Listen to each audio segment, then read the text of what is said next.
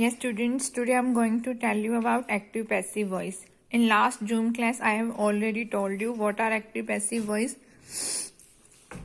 Today I'm just reminding you some points. There are 12 types of tenses, but only 8 tenses are there which can be changed into passive. Total tenses 12 होते हैं, but 12 में से 8 tenses ही ऐसे हैं जो passive में change होते हैं. And those are present indefinite, present continuous, present perfect, past indefinite, past continuous, past perfect, future indefinite and future perfect. Only these 8 tenses are there which can be changed into passive voice. But now which 4 are left which we can't change into passive? कौन से ऐसे 4 tenses है जो passive में change नहीं होते? Those are all perfect continuous tenses, means present perfect continuous, past perfect continuous, future perfect continuous, and one is simple future continuous. These 4 tenses can never be changed into passive form. And one next is, we always use V3 in passive form. You know very well, in active form, in all tenses which we use V1, V2, V3, all verbs are used in active voice, but in passive form only and only V3 is used. We never use V1, V2. V1, V2 कोई भी verb use नहीं होती है. passive form में हमेशा V3 ही use होती है. And next rule is, when we change active into passive, then subject becomes object and object becomes a subject. Subject हमारा ऑब्जेक्ट के प्लेस पर चला जाता है और ऑब्जेक्ट हमारा सब्जेक्ट बन जाता है. Next, the sentence which does not have object can not be change into passive form. जिस सेंटेंस में ऑब्जेक्ट नहीं होता उस सेंटेंस में वो सेंटेंस पैसिव में चेंज नहीं होता. एक्टिव फॉर्म को पैसिव फॉर्म में चेंज करने के लिए उस सेंटेंस में ऑब्जेक्ट का होना कंपल्सरी है. एंड नेक्स्ट रूल्स आर, आई मी में चेंज होता है और मी आई में, because I have already told you subject becomes object, और जब आई ऑब्जेक्ट के प्लेस पर यूज होगा तो ऑब्जेक्टिव फॉर्म तो आई की मी होती है और मी की सब्जेक्टिव फॉर्म आई होती है. Like that, we into us and us into we, you into you, he into him and him into he, she into her and her into she, they into them and them into they, it remains it. These were some rules which we use in active passive form. Today I have already told you passive of present indefinite. Today I am going to tell you present and past continuous. What is? She is cooking food. Now you know very well this is present continuous tense. You have to just check verb. You haven't to see subject object. आपने subject object नहीं देखना है. If you want to check which tense is that, you only have to see verb. आपको verb से clear हो जाएगा कि वो कौन सा tense है. Subject object कुछ भी देखने की जरूरत नहीं है. Only and only you have to see verb. Verb से आपको क्लियर हो जाएगा कि वो कौन सा टेंस है. She is cooking food. Now you know is plus V1 ing.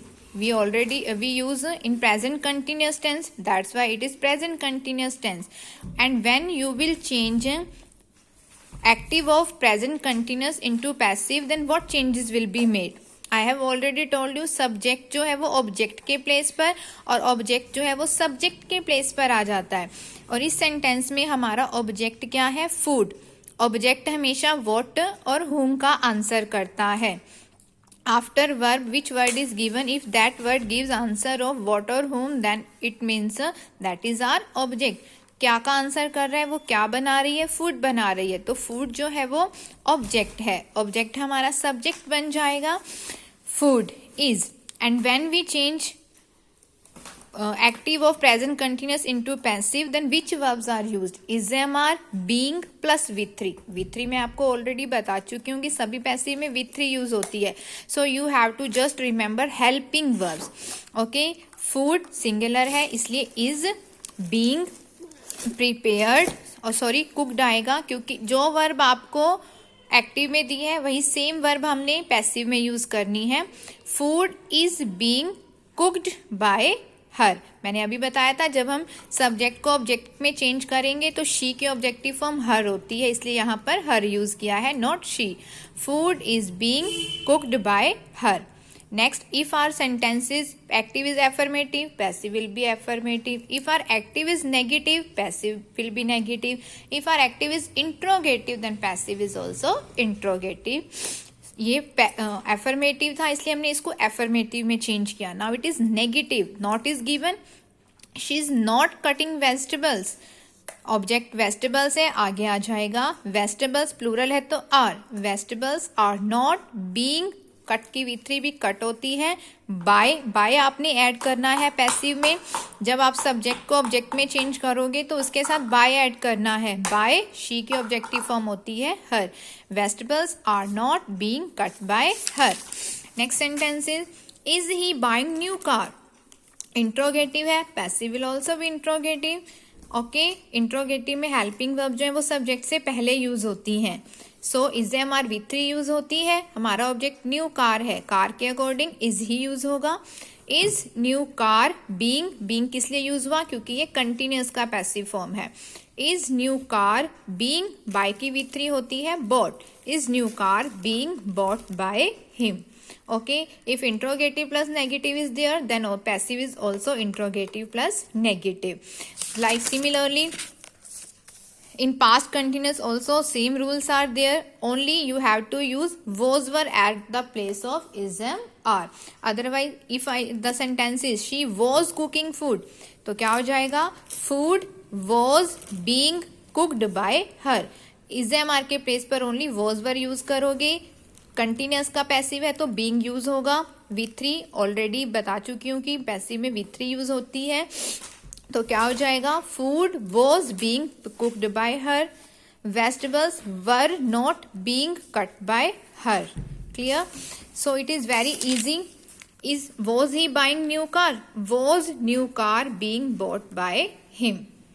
So these were passive form of present continuous and past continuous, and there is no passive form of a future continuous tense.